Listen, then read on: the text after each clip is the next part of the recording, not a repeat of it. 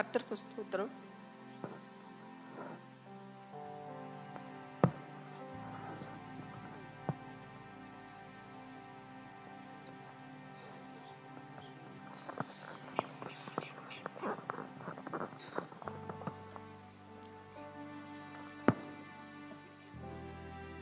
அண்ணனை பற்றி சொல்லலாம் நிறைய இருக்குது.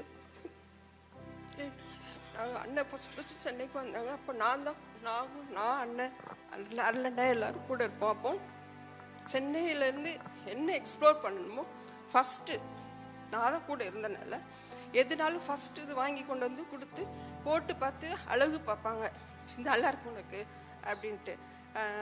எக்ஸிபிஷன் தெரியாது, எனக்குலாம் தெரியாது. இப்போ கூட்டிகிட்டு போய் ஒரு சின்ன அழகான ஒரு கமல் வாங்கி கொடுத்து உனக்கு போட்டு பார்த்து பில் உனக்கு ரொம்ப நல்லா இருக்குது, அழகாக இருக்குது, போட்டுக்கோ அப்படிம்பாங்க. அப்புறம் அடிக்கடி இந்த பிஸ்னஸ் விஷயமா அவங்க வெளியே போனாங்கன்னா நைட்டு லேட்டாக வருவாங்க. எத்தனை 11 o'clock 12 o'clock.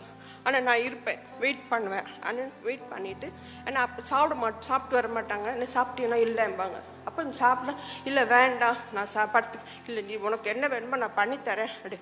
நைட் 11 12 ஆனாலும் அப்போ கேஸ் கிடையாது, ஸ்டவ் தான் இருக்கும். அண்ணனுக்கு உனக்கு என்ன வேணும்னான்னு கேட்பேன். அப்போ அண்ணன் சொல்லுவாங்க எதா பண்ணு, சரி உனக்கு தக்காளி முட்டை ரொம்ப பிடிக்கலன்னா நான் அதை பண்ணித்தரேன் அப்படின்ட்டு 11 o'clock ஆனாலும் அண்ணன் பிடிக்கிறது அது ரொம்ப பிடிக்கும். டெய்லி பண்ணி கொடுத்தோட சாப்பிடுவாங்க. அது பண்ணி கூட சாப்பிட்டது இன்னைக்கு வரைக்கும். ஈவன் இப்போ அன்னைக்கு சொல்கிறாங்களா, அன்னைக்கு அந்த ஹாஸ்பிட்டல் இருக்கும்போது கூட என்ன சொன்னாங்க, பியூலா வச்சு கொடுத்த தக்காளி முட்டை நம்ம வீட்டில் யாருமே பண்ண மாட்டேங்கிறாங்க, அந்த மாதிரி டேஸ்ட்டு அப்படி அப்ரிஷியேட் பண்ணுவாங்க எல்லாம். அது மட்டும் கிடையாது, அம்மா அப்பாலாம் இருந்தால் கூட ஒரு தகப்பன் மாதிரி இப்படி தான் இருக்கணும். ஸ்கூலுக்கு போய்ட்டு ஃப்ரெண்ட்ஸ் கூட ரொம்ப யாரும் வீட்டுக்கு கூட்டிகிட்டு வரக்கூடாது. அப்புறம் ரொம்ப இந்த மாதிரி இருக்கக்கூடாது. வே ஆஃப் ட்ரெஸ்ஸு இப்படி தான் இருக்கணும், இப்படி தான் தலை வரணும். ஒன்று ஃப்ரீயாக விடுவாங்கன்னா சர்ச். ஓகே, எந்த சர்ச்சுக்கு போனாலும் சரி போயிட்டு வாங்க.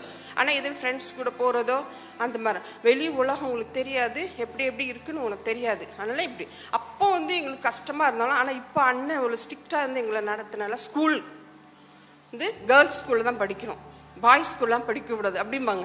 ஏன்னா புரியலை அப்போ. ஆனால் உங்கள் வெளி உலகத்தில் பார்த்ததுனால இப்படிலாம் இருக்குது அப்படின்ட்டு தங்கச்சி மாதிரி ஒழுங்காக இருக்கணும், என்னோட தங்கச்சிங்கள் ஒழுங்காக இருக்கணும் அப்படின்ட்டு ரொம்ப இது பண்ணாங்க. அதே மாதிரி ஃபாரின் போயிட்டு வந்தாலும் சாரி எடுத்துகிட்டு வருவாங்க.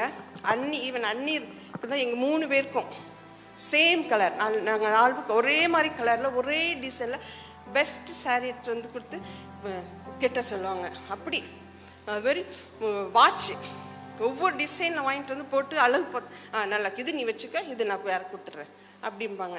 அது மாதிரி அண்ணனை போல் ஒரு அன்புள்ள அண்ணன் எங்களுக்கு எங்கள் தகப்பன் ஸ்தானத்தில் எங்களுக்கு அண்ணன் இருந்தாங்க. எங்கள் வீட்டில் எல்லாருக்குமே நாங்கள் பிரதர்ஸ் வசனம் சொல்லுவோம், சகோதரர்கள் ஒருமித்து வாசம் பண்ணது எத்தனை நன்மையும் இன்பமானது என்பது உண்மை எங்கள் குடும்பத்தில் இருந்தது. அவ்வளோ தூரம் நாங்கள் நல்லா ஹாப்பியாக இருப்போம். அந்த மே மாதம்னா எங்கள் பாப்பா வந்துடுவா, அப்புறம் டேனின்னு இருப்பாங்க. நைட்டாக நாங்கள் எல்லாரும் 4 brothers எல்லாம் கேதர் பண்ணி நல்லா ஹாப்பியான லைஃப் எங்கள் அண்ணன் இருக்கும்போது அவ்வளோ தூரம். அதுமாரி எல்லாம் ஒரு மாதிரி சொல்லுவாங்க, இப்படி இருக்கணும், இப்படி இது பண்ணணும் அப்படிம்பாங்க. அப்புறம் இப்போ நான் லண்டன் போயிட பிறகு நல்லா பேசினாலும் லண்டன் தங்கச்சி உண்ட தக்காளி முட்டை குழம்பு ரொம்ப ஃபஸ்ட்டு அது சொல்லுவாங்க. அப்புறம் தான் மற்றது பேசுவாங்க. அதுமாரி ரொம்ப பாசமில்ல அண்ணனா அன்பு என்பது எங்கள் அண்ணன்ட்ட பார்க்கலாம். அதே போல் ஃபெய்த்து இப்படி தான் பாரு நான் சொல்கிறேன் என்ன என்னண்ணா இல்லை நான் பாரு இப்படி தான் இருப்பேன், வாழ்ந்தா பங்களா அதுட்ட அது வரைக்கும் வாடகை வீட்டில் தான் இருப்பேன் அப்படி சொல்லுவாங்க. அதே போல் அப்படி தான் ஆண்டு அவங்கள ஆசிரியர் அவங்களோட வாக்குத்தத்தை சொன்ன வாக்குத்தத்தை ஆண்டை நிறைவேற்றி கொடுத்தாரு. அப்போ எப்பவும் ஏதாவது ஒன்று சொன்னால் எல்லாத்துக்கும் ஒரு வசனத்தை சொல்லுவாங்க. வசனம் தான் அவங்க சொல்லுவாங்க.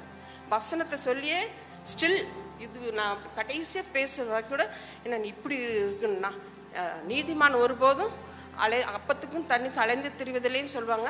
அப்புறம் அதே போல் நான் இருக்கேன், அது இப்போ பனை போல் செலுத்துவங்க, அது மாதிரி என்னை ஆசை வச்சுருக்காது அப்படிம்பாங்க. அதுமாரி என்ன நீ இப்படிலாம் இருக்கல என்னன்னா அப்படின்னா எப்பல அப்படிலாம் ஒன்றும் இல்லை அப்படி ஒவ்வொன்றுக்கும் நிறைய வசனம் சொல்லுவாங்க. உனக்கு இந்த நானே உனக்கு எப்படி டக்கு இப்படிலாம் வசனம் வருது அப்படின்பேன். அதுவே அம்மா அன்று உங்களுக்கு நிறைய வாக்குத்தத்தை எழுதி வச்சுட்டு இங்கே வா உட்காரு இப்போ இவ்வளோ ஆண்டு வாக்குத்தத்தலாம் சொல்லி டெய்லி அதை அறிக்கை பண்ணுவாங்க. அப்படிப்பட்ட ஒரு அண்ணன். அதே போல் எனக்கு வந்து அம்மா அப்பா இருந்து நாங்கள் வந்து ரொம்ப அம்மா நல்லா ப்ரேயர்ஃபுல் மம்மி, அப்பா வந்து ரொம்ப அன்பாக ரொம்ப தரும், ஆனால் ரொம்ப சாஃப்டாக இருப்பாங்க. அண்ணன் எங்களுக்கு நல்ல ஒரு தகப்பன் மாதிரி இருந்தாங்க. மாதிரி அண்ணி ஒரு தாய் மாதிரி. நான் எங்கள் அம்மாட்ட சொல்லாத கூட நான் எங்கள் அண்ணிகிட்ட சொல்லுவேன்.